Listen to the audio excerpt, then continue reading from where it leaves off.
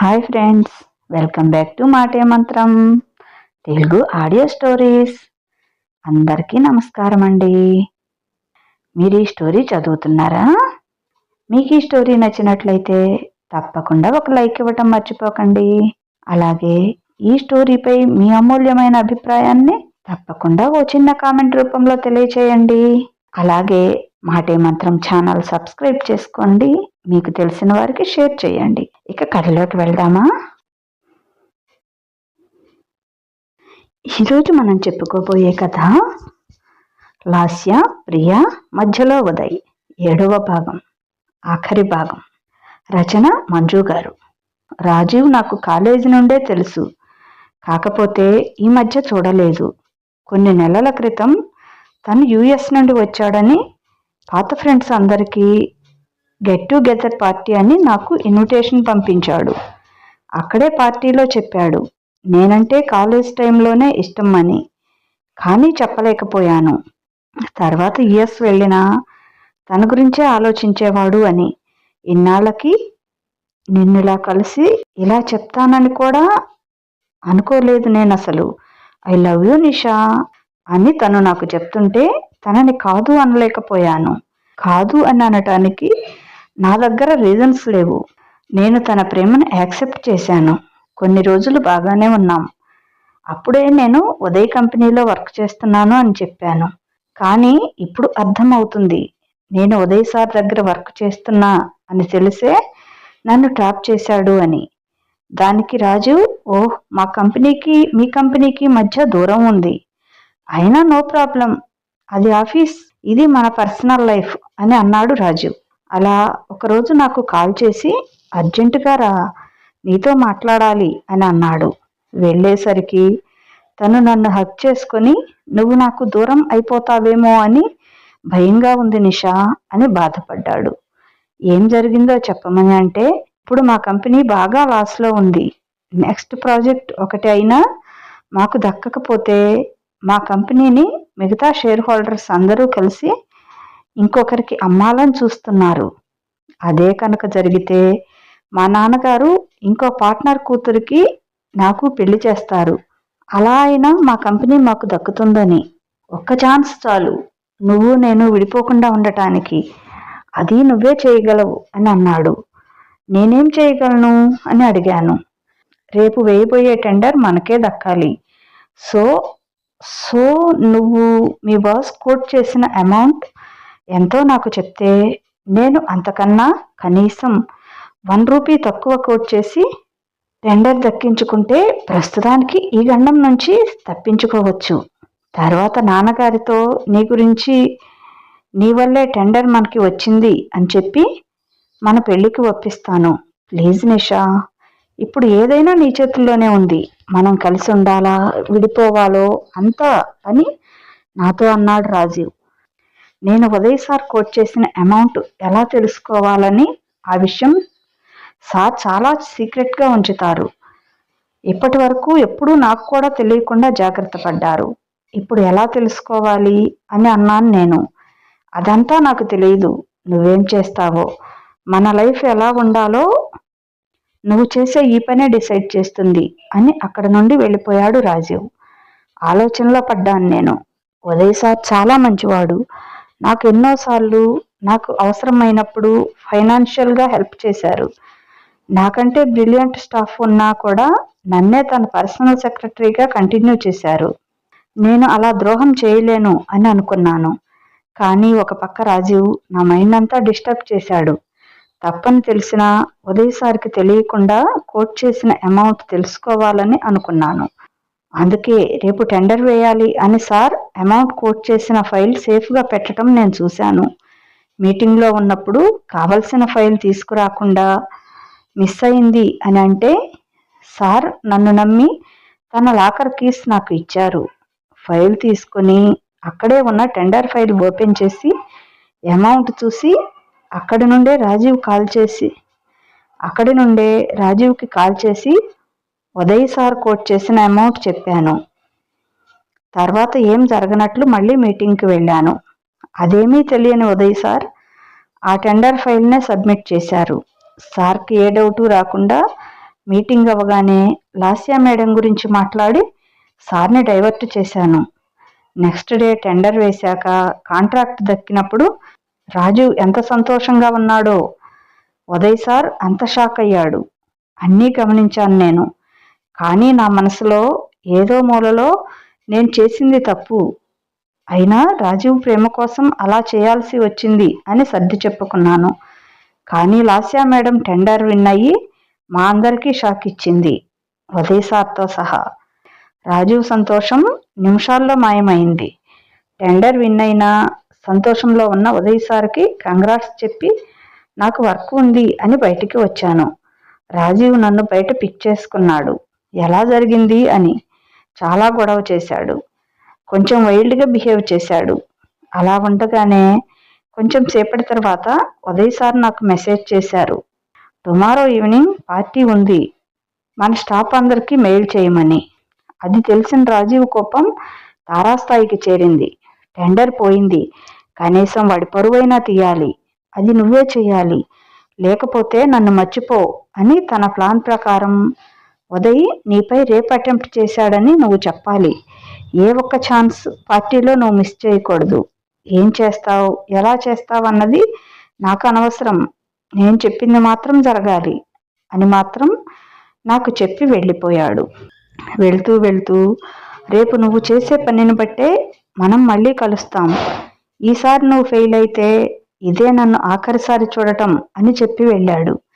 రాజీవ్ మీద ప్రేమతో ముందు వెనక చూడకుండా ఇంత పెద్ద నింద సార్పై వేశాను. కానీ ఉదయ్ సార్ ఎప్పుడు ఎలాంటి పరిస్థితిలోనూ నాకు తప్పుగా బిహేవ్ చేయలేదు, నాతో తప్పుగా బిహేవ్ చేయలేదు.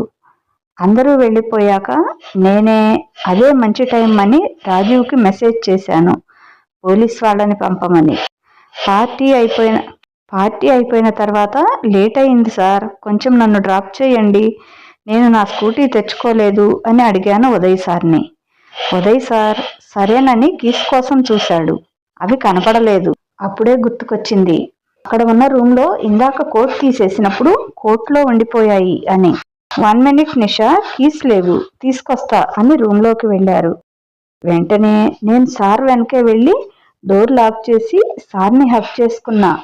సార్, మీరంటే నాకు చాలా ఇష్టం. ఎలాగూ మీకు మీ వైఫ్కి మధ్య ఏ బాండింగ్ లేదు అని నాకు తెలుసు. నన్ను యాక్సెప్ట్ చేయి, నేను నిన్ను హ్యాపీగా చేస్తాను అని అన్నాను.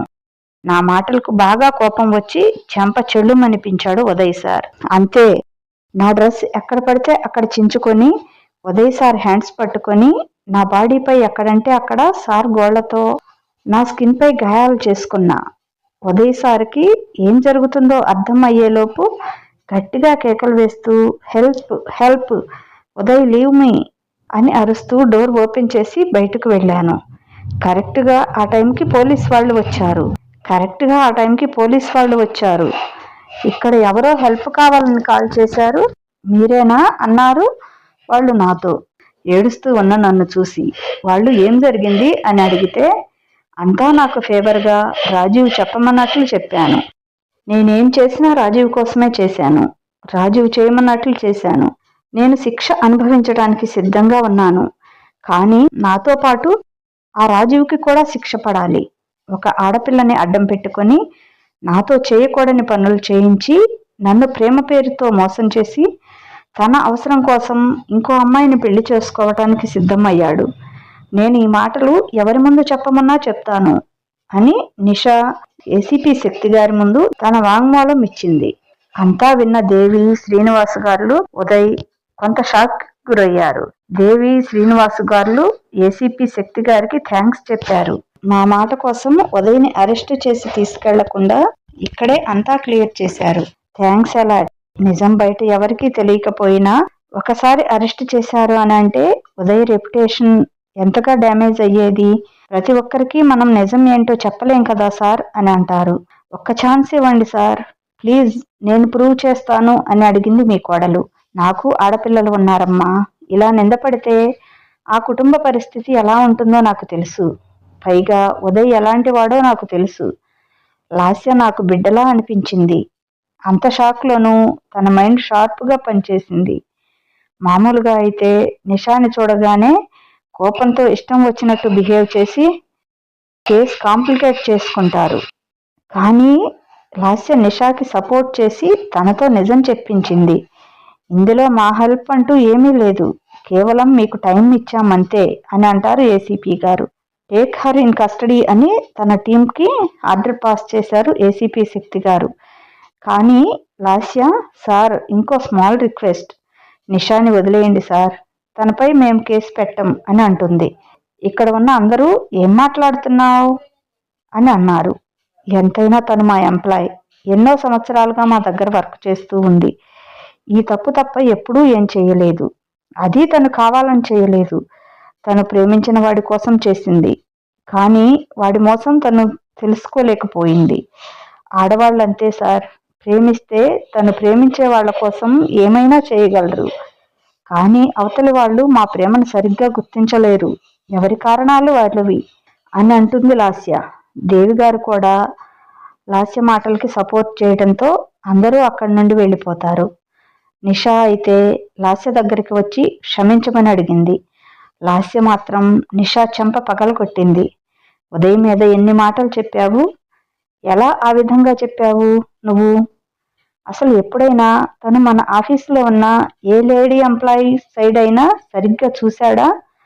మీ అందరికీ ఎంత రెస్పెక్ట్ ఇచ్చి మాట్లాడేవారు అని మీకు తెలీదా? అయినా నువ్వు ఉదయపై కేసు పెడితే నేను చూస్తూ ఉంటాను అని అనుకున్నావా? ఫస్ట్ నిన్ను చంపేసేదాన్ని, తర్వాత ఏదైనా మాట్లాడేది. నీ గురించి నాకు ముందే తెలుసు. ఒకరోజు నీతో పాటు రాజీవ్ని చూశాను బయట, కానీ చాలా లైట్ తీసుకున్నా.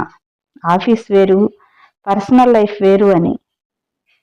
కానీ ఎప్పుడైతే ఉదయ్ మీటింగ్లో ఉన్నప్పుడు హడావుడిగా ఉదయ్ క్యాబిన్కి వచ్చి మీటింగ్ ఫైల్స్తో పాటు ఉన్న టెండర్ ఫైల్ ఓపెన్ చేసి ఆ రాజీవ్కి కాల్ చేశావో అప్పుడే నీ మీద నా ఫోకస్ మొత్తం పెట్టాను. నువ్వు ఉదయ్ క్యాబిన్కి వచ్చినప్పుడు నేను ఉదయ్ పర్సనల్ రూమ్లో రెస్ట్ తీసుకొని బయటకు వద్దామని డోర్ ఓపెన్ చేశాను. ఎదురుగా నువ్వు ఉదయ్ లాకర్ నుండి ఫైల్స్ ఓపెన్ చేసి కాల్ చేస్తుంటే మొత్తం విన్నాను. అప్పుడే ఏమైనా అంటే నీకు బుద్ధి రాదని, రాజీవ్ జాగ్రత్త పడతాడు అని నేను నాకు ఏం తెలియనట్లు డోర్ వెనుక సైలెంట్గా ఉండిపోయాను. అప్పటికప్పుడు నేను కొత్త టెండర్ వేయటానికి రెడీ చేసుకొని ఆన్లైన్లో టెండర్ సెండ్ చేశాను. తర్వాత అయినా నువ్వు సైలెంట్గా ఉంటావని అనుకున్నా, కానీ ఇంత పని చేస్తావని అస్సలు నేను అనుకోలేదు. నీ మీద 1% డౌట్ ఉన్నా నేను నా ఉదయని వదిలి వచ్చేదాన్ని కాదు. ఇక లైఫ్లో ఎప్పుడూ నాకు కనిపించకు. ఈ క్షణం నుండి నువ్వు మా ఎంప్లాయ్ కాదు, వెళ్ళిపో నిషా ఇక్కడి నుండి. నా మనసు ఇంకోలా మారకముందే అని అంటుంది లాస్య. నిషా అందరికీ సారీ చెప్పి అక్కడి నుండి వెళ్ళిపోతుంది. దేవి గారి దగ్గరికి వెళ్ళి లాస్య బాగా ఏడ్చేస్తుంది. అంతసేపు ధైర్యంగా ఉన్న లాస్య అలా ఒక్కసారిగా ఏడుస్తుంటే శ్రీనివాస్ గారు ఇంతసేపు ఉదయ్కి ఏమవుతుందో అని కంగారు పడింది. ఇప్పుడు ప్రాబ్లం సాల్వ్ అవ్వగానే తను పడ్డ బాధ ఇలా ఈ రూపంలో వస్తుంది బయటికి అని దేవిగారితో అంటాడు. దేవిగారు ఇక ఇంటికి వెళ్దాం లాస్య అని అందరూ అక్కడి నుండి బయలుదేరారు. సుధగారు మార్నింగ్ నిద్రలేచి లాస్య కోసం పక్క రూంలోకి వెళ్ళింది. కనపడలేదు. ఇల్లంతా వెతికి లాస్య ఇంట్లో లేదని దేవిగారికి కాల్ చేస్తే మా దగ్గరికి వచ్చింది, కొంచెం అర్జెంట్ పని ఉండి, టెన్షన్ పడకు వదినా అని సుధగారితో చెప్తారు దేవిగారు. శ్రీనివాస్ గారు డ్రైవ్ చేస్తుంటే ఉదయ్ చాలా కామ్గా ఫ్రంట్ సీట్లో కూర్చొని ఆలోచిస్తూ ఉన్నాడు. వెనక దేవిగారి ఒడిలో అలానే నిద్రపోయింది లాస్య 5 minutesలో. శ్రీనివాస్ గారు డ్రైవ్ చేస్తుంటే ఉదయ్ చాలా కామ్గా ఫ్రంట్ సీట్లో కూర్చొని ఆలోచిస్తూ ఉన్నాడు.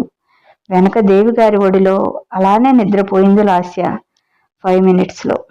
ఇంటికి చేరగానే శ్రీనివాస్ గారు, మీరు లోపలికి వెళ్ళండి, నేను సుధను తీసుకొని వస్తాను, ఒక్కతే ఉంది అక్కడ అని అంటారు. సరేనని దేవిగారు లాస్యని లేపబోతే ఉదయ్, నేను లాస్యని తీసుకొస్తానమ్మా అని అంటాడు. ఉదయ్ లాస్యని టచ్ చేయగానే మెలకువ వస్తుంది లాస్యకి. నేను వెళ్తాను అని లోపలికి వెళ్ళిపోయింది. ఉదయ్ దేవిగారు కూడా వెళ్ళారు. ఆల్మోస్ట్ మార్నింగ్ 6 అవుతుంది. లాస్య డైరెక్ట్గా దేవిగారి రూమ్లోకి వెళ్ళి అక్కడే పడుకొని నిద్రపోయింది. ఉదయ్ మాత్రం తన రూంలోకి వెళ్ళాడు. ఒక 2 అవర్స్ నిద్రపోయి లేచింది లాస్య. అది ఒక ఫోన్ వస్తే, ఓకే రండి, ఇప్పుడు నేను మా అత్తగారింట్లోనే ఉన్నాను. ఏంటి, ఇంకో 1 అవర్లో వస్తారా? రండి, మీకోసం వెయిట్ చేస్తుంటాను అని అంటుంది లాస్య. లాస్య లేచి ఉదయ్ రూంలోకి వెళ్తుంది ఫ్రెష్ అవుదామని. ఉదయ్ అక్కడ లేడు. తను రెడీ అయి బయటకు వచ్చింది. దేవి, శ్రీనివాస్, సుధగారు అందరూ హాల్లో ఉంటారు, ఉదయ్తో సహా.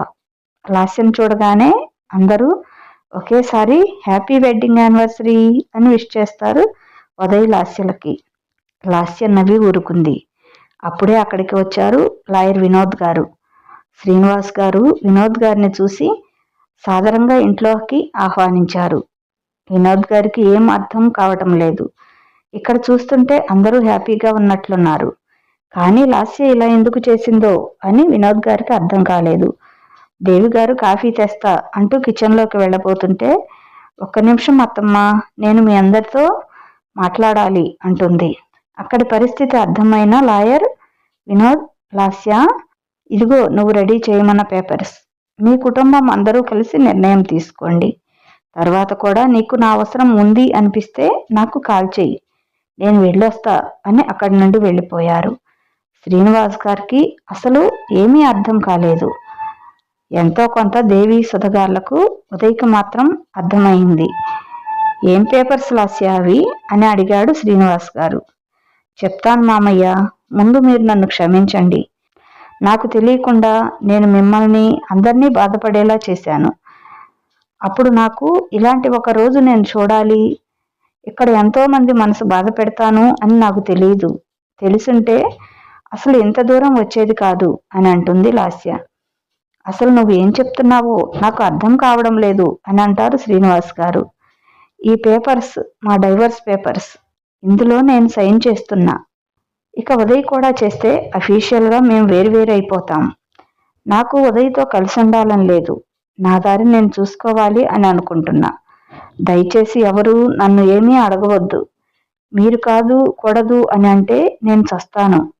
దేవి గారి దగ్గరకు వెళ్ళి నీకు ఇచ్చిన పాట నిలబెట్టుకోలేకపోయాను అత్తమ్మా, సారీ అత్తమ్మా, ఎప్పటికీ నువ్వు నాకు మరో అమ్మవే అని శ్రీనివాస్ గారి దగ్గరికి వెళ్ళి నాకు తండ్రి ప్రేమను పంచి నా చిన్నతనం నుండి ఉన్న లోటుని తీర్చారు మీరు మామయ్య అని బాధపడుతూ అక్కడి నుండి వెళ్ళిపోయింది.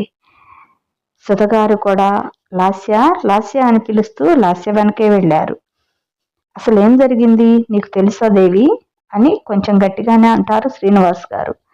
అమ్మ కాదు నాన్న, నేను చెప్తాను అని అప్పుడు ఉదయ్ లాస్యకి తనకి జరిగిన పెళ్లి చూపుల దగ్గర నుండి ప్రియ విషయంతో సహా అన్నీ వివరంగా చెప్తాడు.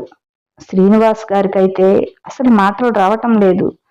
సైలెంట్గా సోఫాలో కూర్చున్నారు. ఏం జరుగుతుందో తెలియదు. మీ జీవితాలు మీ చేతులతో నాశనం చేసుకుంటున్నారు. కనీసం ఈ నిర్ణయం తీసుకునే టైంలో నీకు మేము గుర్తుకు రాలేదా ఉదయ్? ఒకవేళ మాకు చెప్పాల్సిన అవసరం లేదని అనుకున్నావా? నేనేం చేసినా ఏం కాదు అని అనుకున్నావా? ఎవరు ఆ అమ్మాయి, ఆ ప్రియ?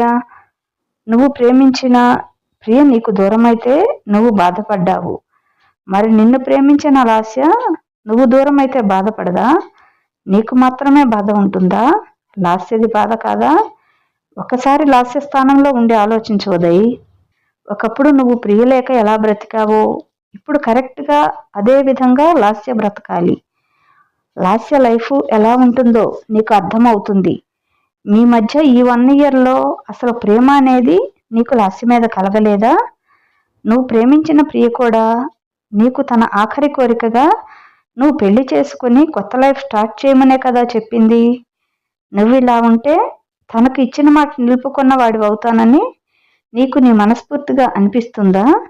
బాగా ఆలోచించి నిర్ణయం తీసుకో. నాకు చెప్పాలనిపించింది చెప్పాను, తర్వాత నీ ఇష్టం. ఒకవేళ నీ నిర్ణయం మారదు, ఇలానే ఒంటరివాడిగా ఉంటాను అని అంటే మాత్రం మాకు కొంచెం కష్టంగా ఉంటుంది. కానీ నీకు ఇష్టం లేని లైఫ్ బ్రతకాలి అని మాత్రం నేను చెప్పలేను. నేను మీ అమ్మ ఎదురుగా నిన్ను అలా చూస్తూ ఉండలేం. కనుక మేము ఎక్కడికైనా వెళ్ళిపోతాం. నీ మీద కోపంతో కాదు. నీ జీవితాన్ని మేము నిలబెట్టే అవకాశం మాకు లేక అంతేనా దేవి, ఇంకా ఏమైనా చెప్పేది ఉందా అని అంటారు శ్రీనివాస్ గారు. దేవి గారు ఉదయ్తో, నాకు మీ అగ్రిమెంట్ పెళ్లి గురించి మీ పెళ్ళయ్యాక మీరు కొత్త ఇంటి గృహప్రవేశం చేసే ముందు తెలిసింది. నీ ల్యాప్టాప్లో చూశాను. లాస్యతో మాట్లాడాను. లాస్య నాకు మాట ఇచ్చింది, ఉదయ్ సంతోషంగా ఉండేలా చేస్తాను, ఈ లాస్య బ్రతికేది మాత్రం ఉదయ్తోనే అని. కానీ అలా మాటిచ్చిన లాస్య ఇప్పుడు తనంతట తానుగా డైవోర్స్ పేపర్స్ పై సైన్ చేసింది. ఎక్కడ ఉందో ప్రాబ్లం తెలియటం లేదు. తను నిన్ను ప్రేమించలేకపోయిందా? నువ్వు తనని అర్థం చేసుకోలేకపోయావా? లైఫ్ ఎప్పుడూ ఒకే దగ్గర ఆగిపోకూడదు ఉదయ్. నీ లైఫ్ని నువ్వు ప్రియ దగ్గరే ఆపేసి ముందుకు రాను అని అంటున్నావు. ఇది ఎంతవరకు కరెక్ట్? ప్రేమించిన వాళ్ళని పెళ్లి చేసుకోవటం అందరికీ కుదరకపోవచ్చు. అలా అని అందరూ ఒంటరిగా ఉండిపోరు ఉదయ్. నువ్వు ప్రేమించిన వాళ్లతో కంటే నిన్ను ప్రేమించిన వాళ్లతో నీ లైఫ్ బాగుంటుంది. లాస్య నిన్ను మనస్ఫూర్తిగా ఇష్టపడింది. ఆ విషయం నాకు చెప్పింది. తను చేసిన తప్పును క్షమించమని అడిగింది. మరి నువ్వు చేసేది కరెక్టా కాదా అని నీకు నువ్వు ఆలోచించుకుని నిర్ణయం తీసుకో. లాస్య నీ జీవితంలో ఉంటే మాకు అంతకంటే కావాల్సింది ఏదీ లేదు. కానీ నీకు ఇష్టం లేకుండా మాత్రం వద్దు అని. పదండి, గుడికి వెళ్దాం కాస్త మనశ్శాంతి కోసం అని శ్రీనివాస్ గారితో కలిసి వెళ్ళిపోయారు దేవిగారు. ఉదయ్ ఆలోచిస్తూ ఉండిపోయాడు. లాస్యకి కాల్ చేశాడు. No response. సుధగారికి కాల్ చేశాడు. సుధగారి మొబైల్ అక్కడే ఉదయ్ పక్కనే ఉంది. బబ్లు గుర్తుకు వచ్చి కాల్ చేశాడు. మీ అక్క వచ్చిందా అని. ఇందాకే వచ్చింది బావా, పెద్దమ్మ కూడా అని చెప్పాడు. సరేనని అక్కడికి వెళ్ళేసరికి లాస్య తన రూమ్లో ఉంది. ఉదయ్ని చూడగానే సుధగారు బయటికి వెళ్ళారు. లాస్య, నీతో కొంచెం మాట్లాడాలి అని అంటాడు ఉదయ్. లాస్య సైలెంట్గా ఉండిపోయింది. నేను నీతోనే బ్రతకాలని నిర్ణయించుకున్నాను అని అంటాడు ఉదయ్. నాకు ఇష్టం లేదు అని అంటుంది లాస్య. ఈరోజు సడన్గా నాపై నీకు ఉన్నట్లుండి ఒక్కసారిగా ప్రేమ పుట్టుకొచ్చిందా? లేక అందరి ముందు నువ్వు విలన్వి కాకూడదు అని ఈ నిర్ణయం తీసుకున్నావా అని అంటుంది. లాస్య అని అంటాడు ఉదయ్. ఏం బాధగా ఉందా ఉదయ్ నా మాటలకు? నాకు కావాల్సింది ఎవరో నీకు చెప్తే నువ్వు నా కోసం రావటం కాదు, ఇంకొకరి కోసం కాదు ఉదయ్. నీకు నువ్వుగా నేను నీ కోసమే ఉన్నానని తెలుసుకోవాలి. అది ఎప్పుడైనా సరే ఎదురు చూస్తాను, నా లైఫ్ లాంగ్. అంతేకాని నువ్వు నీకు ఇష్టం లేకుండా అత్తమ్మ చెప్పిందనో మా అమ్మ చెప్పిందనో ఇలా నీ డిసిషన్ మార్చుకొని ఇచ్చే లైఫ్ నాకు వద్దు. అలా ఉండే లైఫ్కి మనం 1 year కలిసి ఉన్న ఈ లైఫ్కి మధ్య డిఫరెన్స్ అంటూ ఏమీ ఉండదు. నాకు నీ హృదయంలో స్థానం కావాలి. అది ఎలాగో నాకు లేదు అని తెలుసు అని అంటుంది Lasya. I love you Lasya. ఇది నీకు ఇప్పటికీ చెప్పకపోతే ఇక నీకు తర్వాత చెప్పినా ప్రయోజనం ఉండదు. ఇది నువ్వేదో నన్ను వదిలిపోకుండా నీకు నేను వేసే బంధనం కాదు. మొన్న టెండర్ నాకు దక్కినందుకు కాదు, ఈరోజు నిషా నాపై వేసిన నింద నుండి నువ్వు తప్పించినందుకు కాదు, ప్రియకి ఇచ్చిన మాట కోసం కాదు, నీ కోసం అంతకంటే కాదు, నా కోసం. నా లైఫ్ అంతా నువ్వే కావాలి అన్న స్వార్థంతో చెప్తున్నాను. ప్రేమించటం మొదలుపెట్టాను ఎప్పుడో, నిన్ను నాకు తెలియకుండా. నిన్ను నేను ఒకసారి ప్రియ కాల్ అటెంప్ట్ చేశావని నిన్ను నీ లిమిట్స్లో ఉండమని అన్నాను. నెక్స్ట్ డే మార్నింగ్ నేను నువ్వు కనపడకపోయేసరికి ఎంతలా నీ గురించి పరితపించానో నాకే తెలుసు. అప్పుడు నువ్వు లేని ఆ 2 రోజులు గడవటం చాలా కష్టం అనిపించింది. నువ్వు వెళ్ళిపోయాక రోజు నైట్ నీ ప్లేస్లో పడుకునేవాడిని. నువ్వు నన్ను టీచ్ చేస్తున్నట్లు అనిపించేది. నా ఫోన్కి ఏ మెసేజ్ వచ్చినా కాల్ వచ్చినా అది నీదేనేమో అని ఎన్నిసార్లు చూసుకున్నానో నాకే తెలియదు. ఎప్పుడైతే నేను ఇంటికి వస్తాను, నన్ను పిక్ చేసుకో ఉదయ్ అని నీ దగ్గర నుండి మెసేజ్ వచ్చిందో అప్పుడు నా మనసుకి ఎంత ఆనందంగా అనిపించిందో అప్పుడు కూడా నేను తెలుసుకోలేకపోయాను నేను నిన్ను ప్రేమిస్తున్నాను అని. నువ్వు నా ముందు ఉన్నన్ని రోజులు నీతో ఉంటే నాకు తెలియలేదు. కానీ నాకు దూరంగా లాస్ట్ 1 week నుండి నువ్వు నన్ను అవాయిడ్ చేస్తుంటే ఎక్కడో తెలియని బాధ కాదు, అంతకంటే ఎక్కువ పెయిన్ నాకు తెలుస్తుంది. నీకు నేను ఎంత ఇంపార్టెంట్ అని నీకు ప్రూవ్ చేసుకోవడానికి నీకు అవకాశం వచ్చింది. కానీ నాకు నువ్వే నా జీవితం అని తెలుసుకోవటానికి కొంచెం లేట్ అయ్యింది. బహుశా దానికి ఒక కారణం నా మనసు పడే సంఘర్షణ కావచ్చు. ప్రియ జ్ఞాపకాలని నా మనసు నుండి దూరం చేసుకోలేక, నిన్ను నా మనసుకు దగ్గరగా రానివ్వలేక నేను ఎంత నరకం చూశానో నాకే తెలుసు. నువ్వు నన్ను ప్రేమిస్తున్నా అని చెప్పినప్పుడు నాకు ఎలా ఉందో తెలుసా లాస్య? ఒక్క క్షణం ఎంతో సంతోషపడ్డాను. అంతలోనే ప్రియ గుర్తుకు వచ్చింది. ప్రియ గుర్తుకు రాగానే నిన్ను దూరం పెట్టాను. కానీ అప్పుడు నేను తెలుసుకోలేకపోయాను నేను కూడా నిన్ను ప్రేమిస్తున్నానని. ఇప్పుడు ఈరోజు నీకు నాపై ఉన్న నమ్మకం నాకు నీపై ఉన్న నా ప్రేమను తెలిసేలా చేసింది. ఇంటి నుండి వచ్చేటప్పుడు అమ్మకి చెప్పావు, నాన్నకు చెప్పావు. నాకు చెప్పాలని అనిపించలేదా నీకు లాస్య? వెళ్లే ముందు ఒక్కసారి నా వైపు చూస్తుంటే నీకు నా మనసు తెలిసేది అని అన్నాడు ఉదయ్ లాస్యతో. ఇప్పటికీ నీకు నాలో నీపై ఉన్న ప్రేమ కనపడటం లేదా లాస్య అని లాస్యని హగ్ చేసుకుంటాడు ఉదయ్. మొదటిసారి ఉదయ్ మనస్ఫూర్తిగా తనతో మాట్లాడాడు అని అర్థం అవుతుంది లాస్యకి. చాలు ఉదయ్, ఇదే నేను నీ నుండి కోరుకున్నది. నీ మనసులో నాకింత స్థానం. Thank you very much Uday అని అంటుంది లాస్య. థ్యాంక్స్ చెప్పాల్సింది నువ్వు కాదు లాస్య, నేను. నువ్వు నా లైఫ్లోకి రావటం నా అదృష్టం.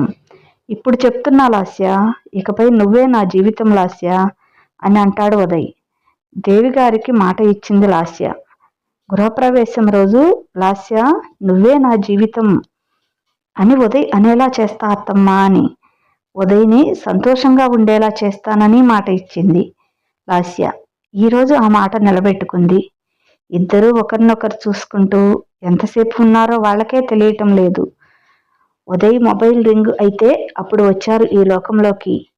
సరే బయటకు వెళ్దాం పదా అని రూమ్ నుండి వచ్చారు. అందరూ అక్కడే ఉన్నారు. సుధగారు దేవి గారికి కాల్ చేశారు ఉదయ్ వచ్చాడని. అందుకే వచ్చారు. ఉదయ్ లాస్యల్ని చూస్తుంటే వాళ్ళకి అర్థమైంది ఇక ముందు ముందు వాళ్ళ జీవితం ఎలా ఉండబోతుంది అని. దేవి శ్రీనివాస్ గారి దగ్గరికి ఉదయ్ లాస్య ఆశీర్వదించమని వెళ్ళారు. అలానే సుధగారి దగ్గర తీసుకున్నారు. మేము తెలియక చేసిన తప్పుని క్షమించండి. ఆ రోజు మేము తీసుకున్న నిర్ణయానికి ఇంతమందిని బాధ పెడతామని మేమిద్దరం అస్సలు ఊహించలేదు. అప్పుడు తెలియక చేసిన తప్పుని ఇప్పుడు మేము కలిసి మీకు సంతోషాన్ని ఇచ్చి మా తప్పుని ఇలా కరెక్ట్ చేసుకున్నాం అని అంటారు ఉదయ్. అత్తమ్మ నీకిచ్చిన మాట నిలబెట్టుకున్నా, హ్యాపీనా అని అంటుంది లాస్య. చాలా అని వాళ్ళని దగ్గరికి తీసుకుంటారు దేవి గారు. ఉదయ్ లాస్యల కొత్త జీవితం ఆ రోజు నుండి మొదలైంది. అదేనండి కరెక్ట్గా పెళ్ళైన ఫస్ట్ యానివర్సరీ నుండి అన్నమాట. ఇదండి కదా. ఉదయ్ లాస్యలు కలిసిపోయారు.